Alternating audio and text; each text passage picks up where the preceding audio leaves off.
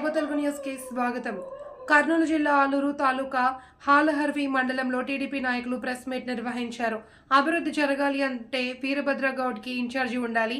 ఆలూరు తాలూకాలో సాగునీరు తాగునీరు చేయాలి అంటే వీరభద్ర కావాలి. వేదవతి ప్రాజెక్టు పూర్తి చేయాలి అంటే వీరభద్ర గౌడ్ కావాలి. ఆలూరు తాలూకాలో రోడ్డు నిర్మాణం జరగాలి అంటే పని జరగాలి అన్న వీరభద్ర గౌడ్ ఇన్ఛార్జిగా ఉంటేనే అది సాధ్యమవుతుంది అని తిప్పయ్య స్వామి మీడియా సమావేశంలో మాట్లాడారు. నమస్కారాలు.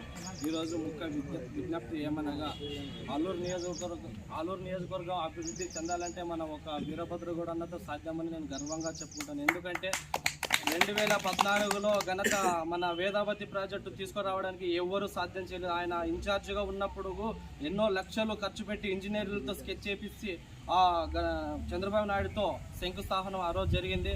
అంతేకాకుండా ఆయన దురదృష్టం 2019లో ఆయనకు టికెట్ రాలేదు. ఆయనకు మన ప్రభుత్వం కూడా రాలేదు. 2024లో ఆయనకు టికెట్ వచ్చింది. అంతేకాకుండా టికెట్ వచ్చిన రోజే మన వేదావతి సస్యశ్యామలం కావాలని వేదావతి ప్రాజెక్టు పూజ చేయడం జరిగింది. అలాగే మన ఆలూరు నియోజకవర్గం ప్రశాంతంగా ఉండాలి, పంట పొలాలు పచ్చగా ఉండాలని ఆయన ఉద్దేశంతో టికెట్ కేటాయించారు.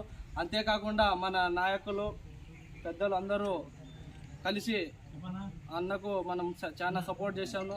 అంతేకాకుండా కొద్దిగా ఓటుతో అన్న ఓడిపోవడం జరిగింది. ఓడిపోకండి, జనాల్లో గుండెల్లో ఉన్నాడు మన వీరభద్రగౌడ్ అని ఖచ్చితంగా నేను సవాల్ విసురుతున్నాను. అంతేకాకుండా మనం ప్రతి ఒక్క అడుగు వేసే వీరభద్రగౌడ్ అన్న ఇన్ఛార్జిగా ఉంటాడు. మీరేమి దిగులు చెందకండి.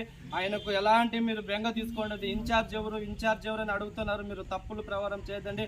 కొంతమంది ఆయనకు ఏమో బురదల చల్లుతున్నారు, కానీ తప్పుడు ప్రచారాలు చేయకండి. అభివృద్ధి చేయాలన్న వీరభద్రగౌడే, ఆలూరును సస్యశ్యామలన్న వీరభద్రగౌడ్ అని సభాముఖంగా నేను తెలియజేస్తున్నాను.